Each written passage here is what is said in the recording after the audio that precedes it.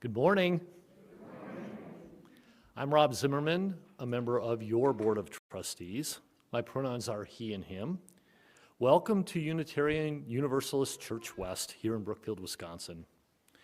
We are grateful for the privilege of living and gathering on traditional territory inhabited at various times by the native peoples of the Seven Council Fires: Ho-Chunk, Kickapoo, Potawatomi, Menominee, Peoria, and Miami nations. We honor their deep connection to this land, their enduring stewardship, and the rich cultural heritage they have maintained for countless generations. We acknowledge the significance of this history and appreciate the opportunity to learn from this place that they hold as sacred. As an anti-racist faith community, we acknowledge that racism throughout our society continues to lead to the violent deaths and oppression of Jews, Black and Indigenous peoples, and other people of color. As a welcoming congregation to gay, lesbian, transgender, bisexual, and queer plus peoples, we must continue to address ongoing homophobia, violence, and unfair legislation targeting them.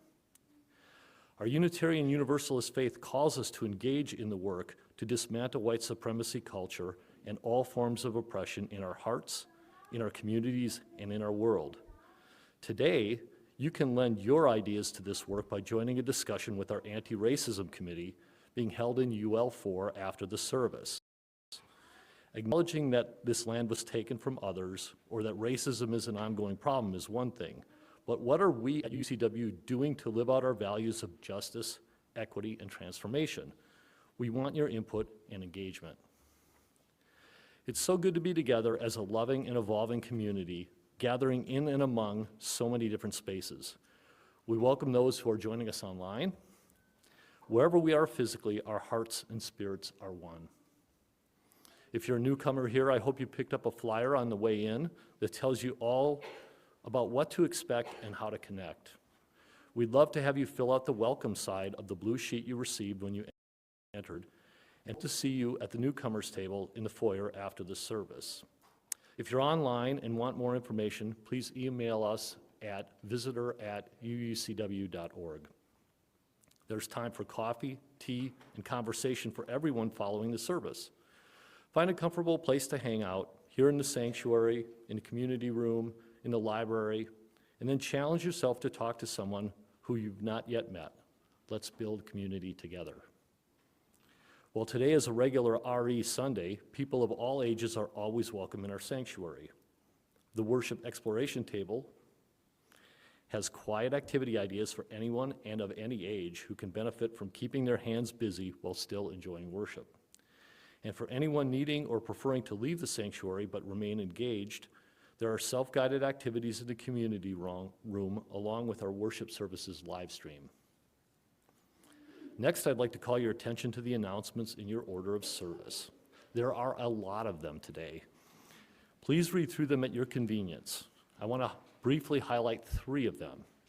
Announcement 3 I referred to earlier. Please join the Anti-Racism Committee in UL4 after the service for a discussion of the work that's been done and needs to be done on this foundational topic. Another way to engage with this work is noted in Announcement 13. Please plan to participate in a 3-session online workshop with Paula Cole-Jones starting on March 31st. It's open to all UUCW congregants. And finally, Announcement 10, we're having an all-congregation potluck and story sharing workshop on Friday evening, January 24th. This is part of Reverend Jill's settled ministry work. The more of us there, the better. Please register ahead of time at the link provided. It really is a privilege to have this once-a-week opportunity to explore and create meaning in the company of others. May this morning's service guide us on the path of truth and love.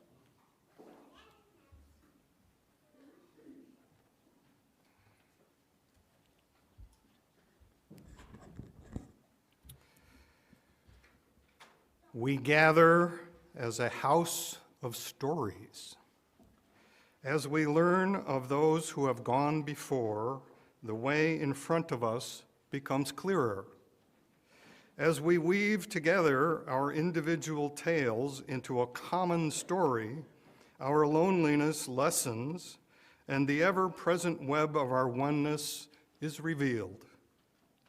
As we listen deeply to each other's difficult stories with tenderness and trust, we descend into the longings and learnings, hopes and fears of the humanity we share. Beneath the wells from which we drink, there is a deeper well that feeds them all. Come, let us tell each other tales of our thirst. Let us drink from the waters and the stories that sustain us all. Good morning. My name is Eddie Daniel, and I am one of 3 members of the worship ministry team who are chipping in this morning for the Reverend Jill Braithwaite. She is recovering from a bout with COVID. She assured me when we spoke yesterday that she's doing fine and looks forward to seeing everyone in person again soon. Now I invite you to stand in body or in spirit, and we'll sing hymn 187, It Sounds Along the Ages.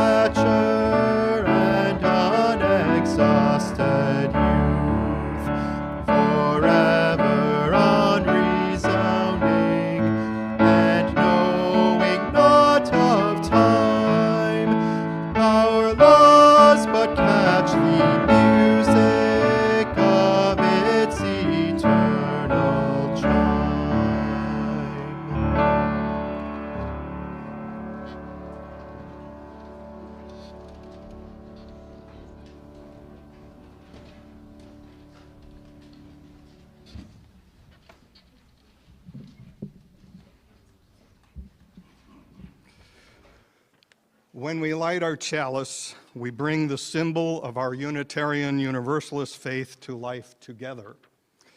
I now invite Rob to light our chalice as we speak the chalice words together. They are printed in your order of service. Let us open our eyes to see what is beautiful. Let us open our minds to learn what is true. Let us open our hearts to love one another.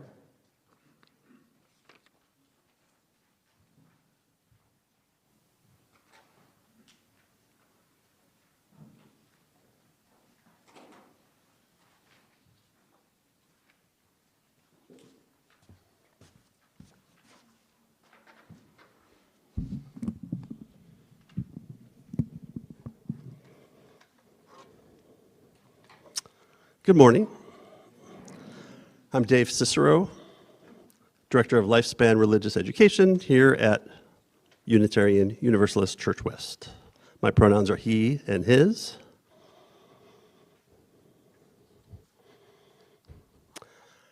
And I have a guest reader today that I will turn over the microphone to our guest reader in a moment. But the book we're sharing today is called A Child of Books, written and illustrated by Oliver Jeffers and Sam Winston, and published by Candlewick Press. Today is all about the power of stories. And I'm just going to leave it at that. August?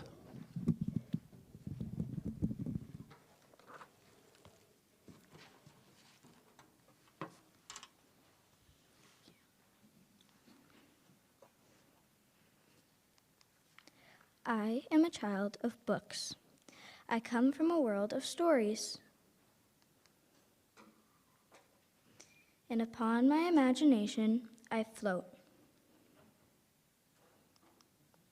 I have sailed across a sea of words to ask if you will come away with me. Some people have forgotten where I live. But along these words, I can show you the way.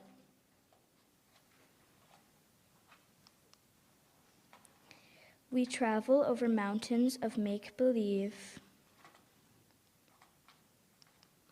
discover treasures in the darkness. We can lose ourselves in forests of fairy tales and escape monsters in haunted castles. We will sleep in clouds of song and shout as loud as we like in space. For this is our world we've made from stories. Our house is a home of invention, where anyone at all can come. For imagination is free.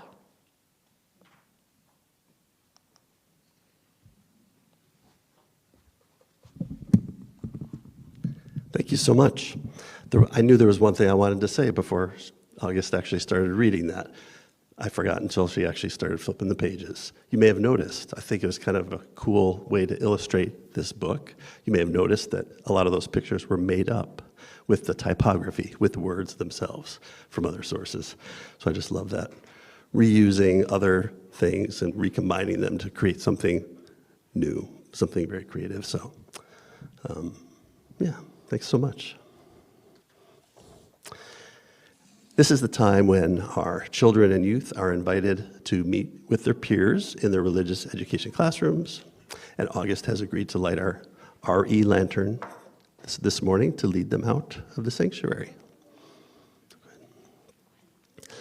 So those of you going to your RE classrooms, children, youth, and teachers, if you wouldn't mind coming forward and following the lantern out, and we'll meet right outside the sanctuary.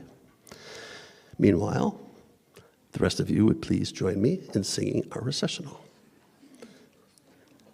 As you go, may joy surround you. As you go, go in peace.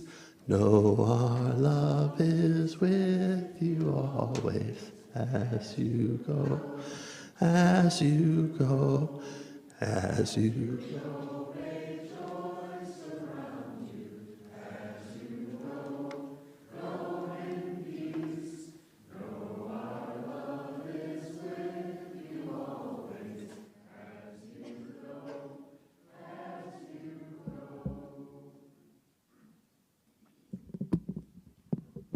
Good morning.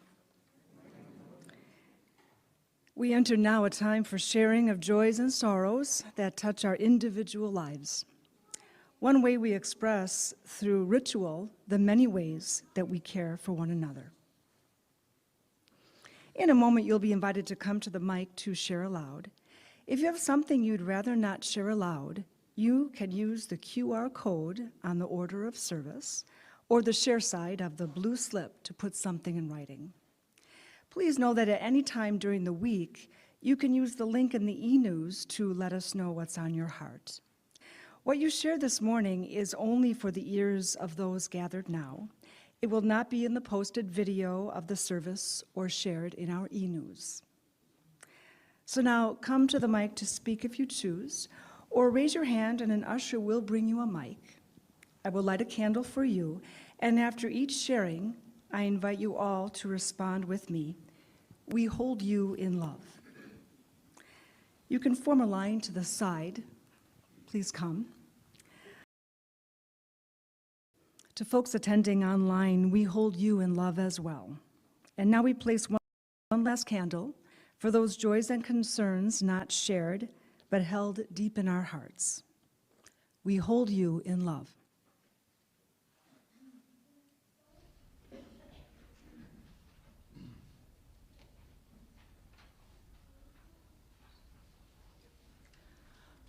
Now let's pause, breathe together, and hold all that's been shared in the love of this community.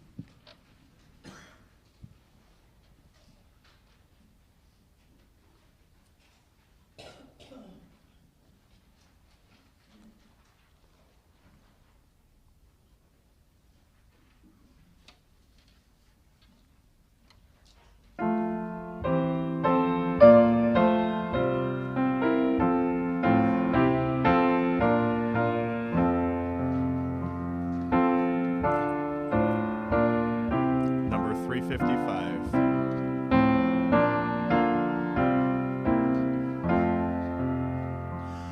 We lift our hearts in thanks today for all the gifts of life, and first for peace that turns away the enmities of strife, and next the beauty of the earth, its flowers and lovely things, the spring's late miracle of birth with sound of songs and wings. Then harvests of its teeming soil in orchard, croft, and field, but more the service and the toil of those who helped them yield, and most the gifts of hope and love, of wisdom, truth, and right, the gifts that shine like stars above to chart the world by night.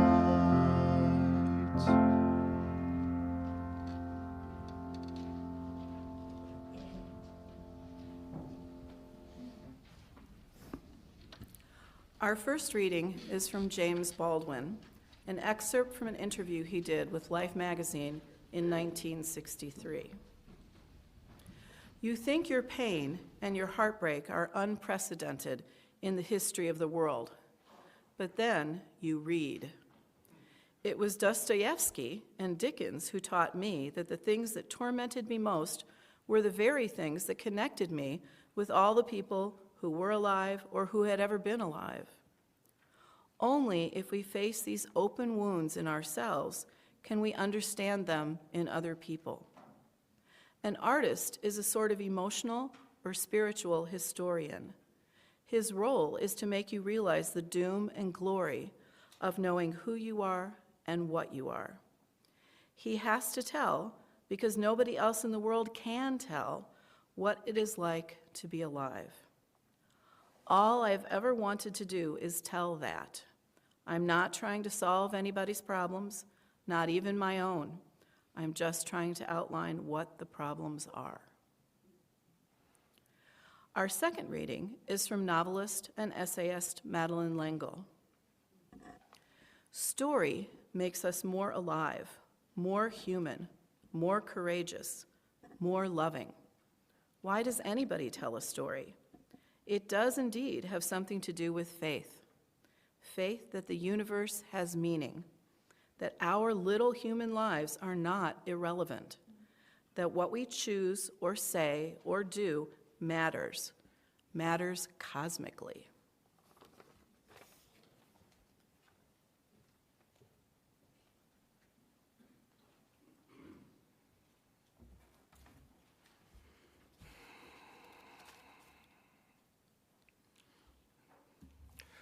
The human appetite for, before I start. Yes, Jill did write this. I didn't write this. It's written in first person, but they are Jill's words. She's probably watching us.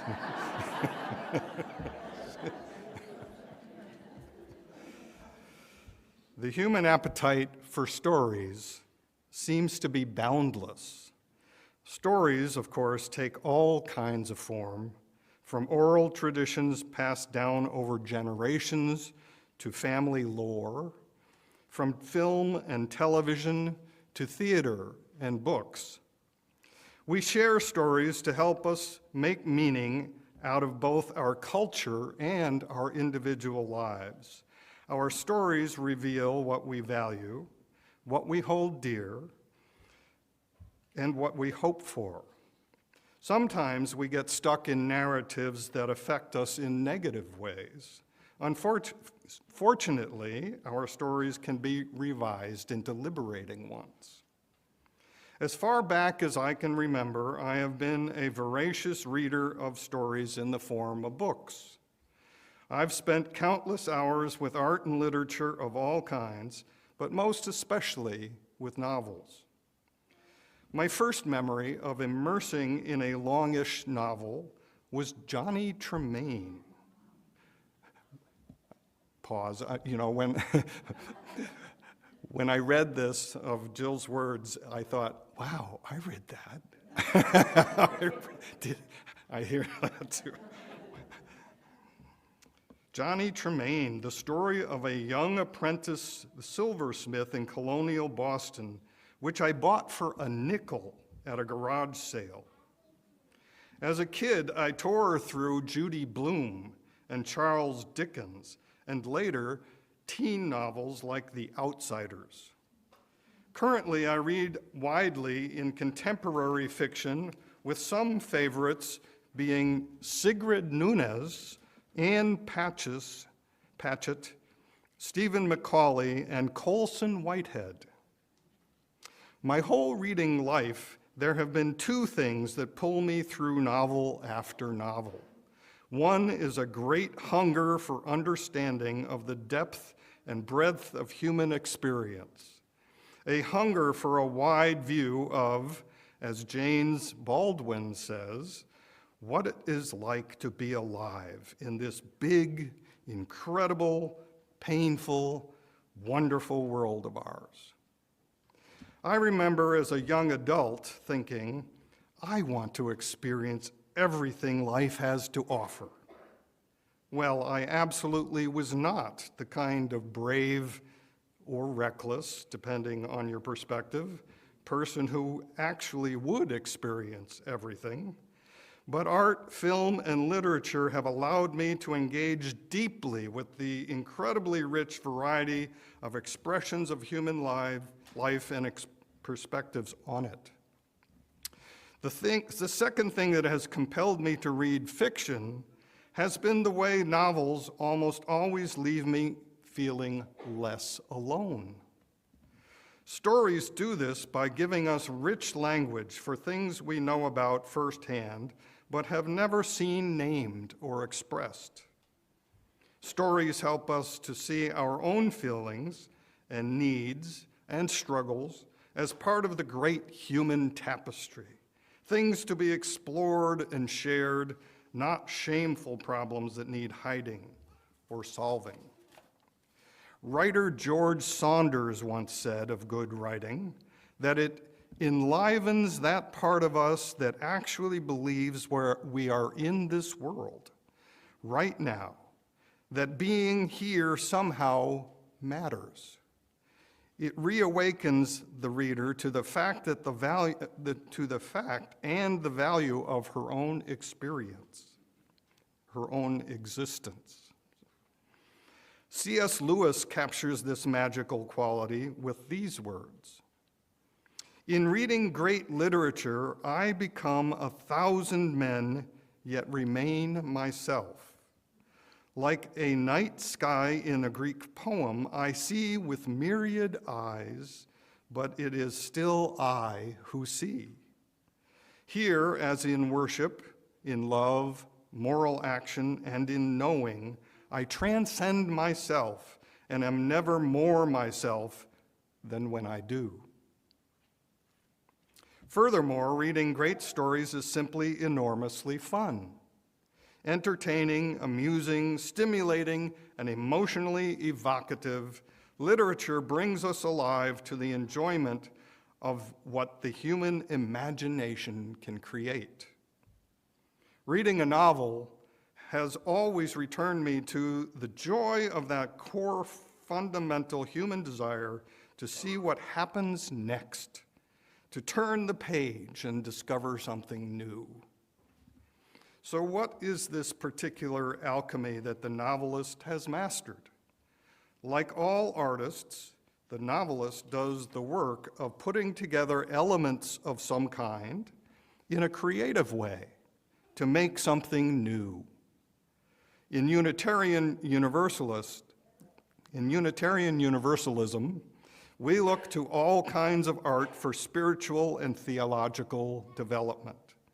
For us, as we say, revelation is not sealed, but rather is continually unfolding in both the natural and created world.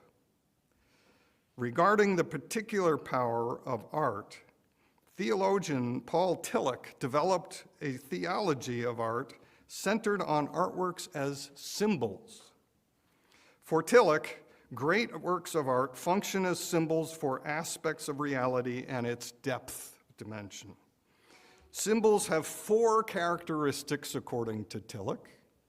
First, the symbol points beyond itself to something else.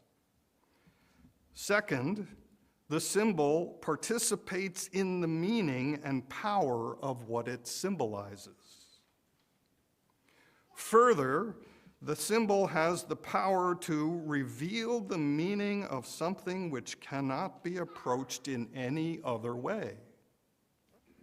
And finally, the symbol opens up the soul for what is revealed to it. In their symbolic function, great works of art and literature are double-edged.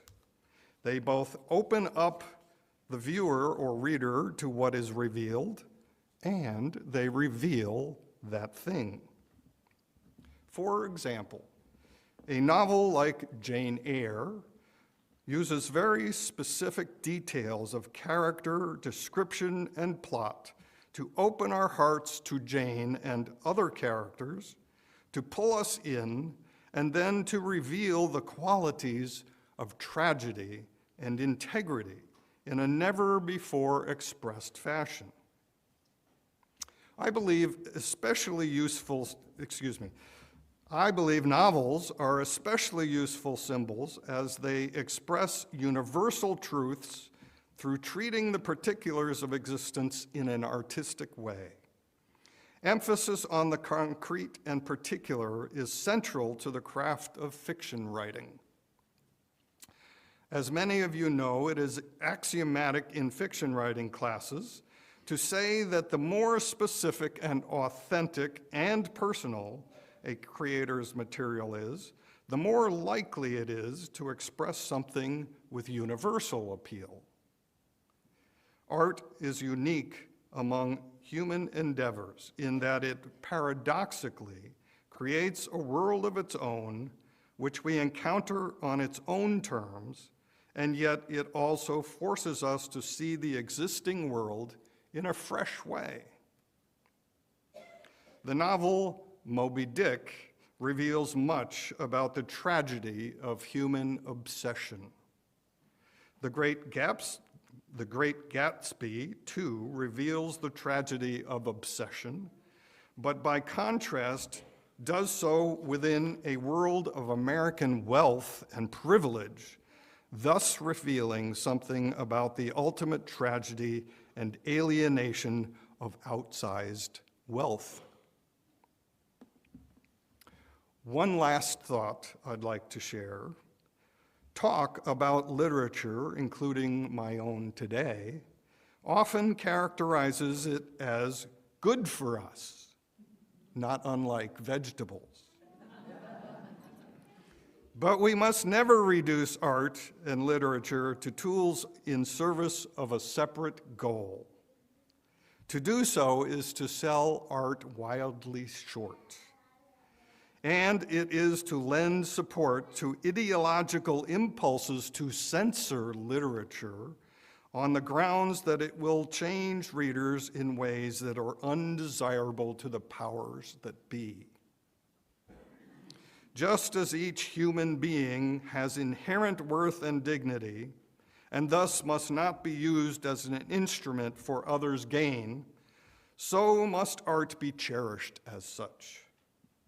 Once we enlist art and literature as simply a means to an end, we succumb to an urge to restrict and exploit, which ultimately limits the artist's freedom and range. No, literature should be celebrated for its own sake. It is a realm where many of the greatest human qualities have their full expression: creativity, persistence, imagination, play, vision, depth, and love. It is through the stories we create and share with one another that human beings connect with one another, widen our understanding, and make sense of our lives. As we go about the work of healing a hurting world, may we remember to pay attention to the stories made by our brilliant artists. May we revel in stories of all kinds.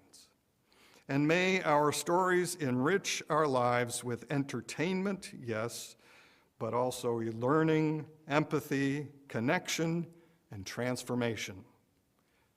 May it be so.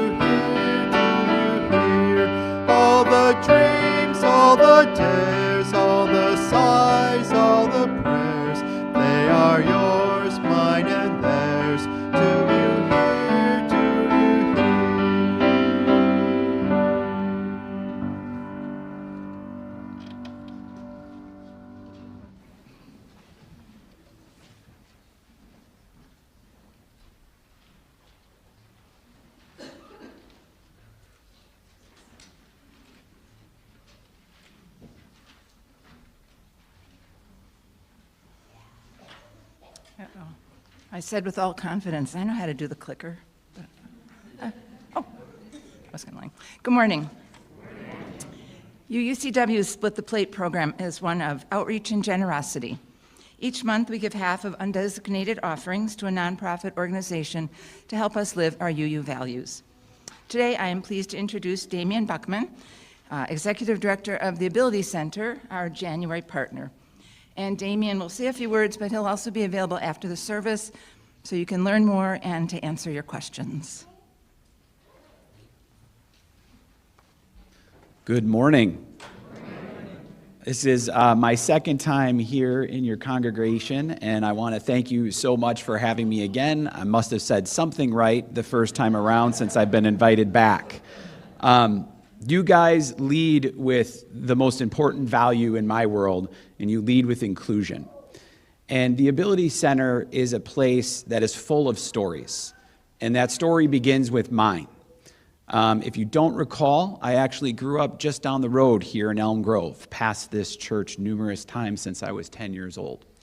And my story began there where play was suddenly taken away from me. Now, while I don't fancy myself a reader, I am happy that I get to create hundreds of stories because of the generosity of humans like yourselves and your hearts and your souls that want to give back and make inclusion like what we're seeing here possible. And I want to share a couple stories with you. Not only nearly 34 years to the day was I diagnosed with childhood bone cancer and suddenly sidelined from play. I can remember being in my family room upstairs here in Elm Grove, looking down after I was diagnosed on their driveway and watching my friends and siblings all playing basketball while I was left out, while I was left sidelined, while I was left upstairs. I couldn't play the way I remembered playing, and I couldn't play with them the way they remembered me playing. The stories that I learned later in middle school and high school spread across Brookfield and Elm Grove and the Elmbrook area, right? Damian was this guy who was an athlete who could jump out of the roof nearly being able to dunk in 7th grade. Maybe that's a wives' tale, maybe not, but it was close, right? And suddenly sidelined by bone cancer, on crutches, in a knee immobilizer, immediately from the minute I walked into the doctor's office to the minute I walked out. I was sidelined. I thought my story was done. My story has become something of grace to be able to give back. Cancer was a blessing for me. I had it twice. When I was re-diagnosed, the doctors thought I wouldn't even see my 15th or 16th birthday. I will be 47 this year, and I have the blessing, thank you. I have the blessing of witnessing my sons now playing sports. My sons having the opportunity to play. And the importance there outside of sports is that ability to connect and play. And if I can, I could stand up here all day, but I'll share a couple of stories with you just from yesterday. I don't know if the picture is not up here, but on the bottom right corner is part of our Ramp Up program, where we made it possible for people with disabilities to bike the lakefront, just like everybody else can. Well, yesterday, we had people down at Red Arrow Park ice skating. Those ice skating sleds are available for anybody to ice skate at any moment. But what was beautiful yesterday is a 9-year-old girl skated for her first time. A daughter, a sibling, able to connect, included with everybody at Red Arrow Park. Not separate from the community, but together in the community. Not a place just for people with disabilities, but a place where everybody is included and not just what I like to call kind of disabled hour as a way that we treat that society. And then a father got to ice skate who's a bilateral amputee with his son for the first time, who's now 9. And he sent me a picture and talked about how much they had fun, what a great time they had being included. And also a mother and a wife got to skate with her husband. Those moments are invaluable. When you feel included, when you feel welcome, when you feel wanted, when you know you belong, when you know someone reached out to see you in play is wildly important in recreation. So any support you can give today is welcomed, it's amazing, and I'm so grateful for it so that we can do more things like this. We have really big projects, I have really big goals. I don't believe in impossible, and if you can read my sweatshirt, it says unstoppable. That's where we focus. We focus on the ability of what people can do. When we often see people with disabilities, what we see is what they can't do. And it's not wrong. It's kind of the way we were raised. It's what we knew. We see somebody with a white cane, and you immediately think they can't see. But you don't think about my friend Tommy, who can play the drums, who can skate, who can ski, right? Who can run cross country, who ran a marathon. He can do everything, just about everything everybody else can do. He just can't see it. That doesn't mean he can't do it. So I invite you, when we see people in our community with varying abilities, believe in what they can do. Believe that they're unstoppable, and all they need is the opportunity. And the opportunity is what the Ability Center provides. Thank you guys so much for your grace. I'm so thankful and full of gratitude. This is such a wonderful, I am just filled with love this morning, and I'm so grateful to be here. Thank you again.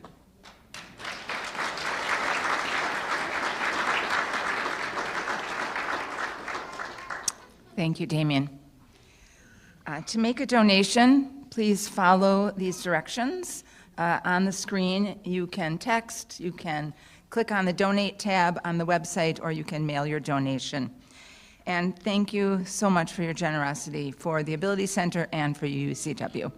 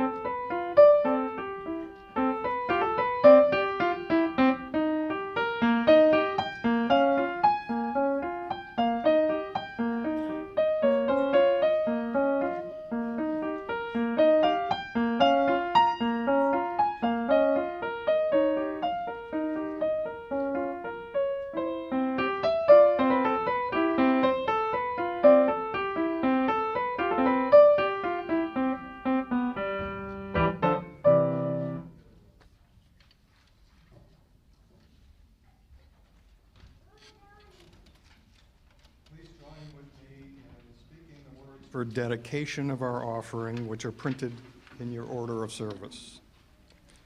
To the work of this community, which is to ground ourselves in love and joy, and to act for inclusion and justice, we dedicate ourselves and these our offerings. Now I invite you to stand in body and or spirit, and we'll sing hymn number 34, Though I May Speak with Bravest Fire.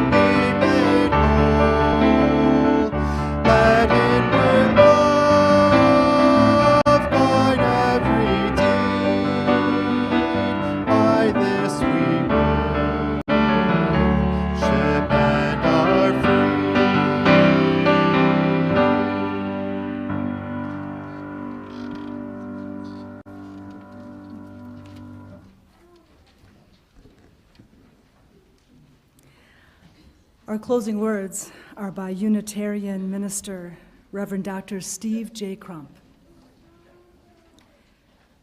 That which is worthy of doing, create with your hands. That which is worthy of repeating, speak with a clear voice. That which is worthy of remembering, hold in your hearts. And that which is worthy of living, go and live it now.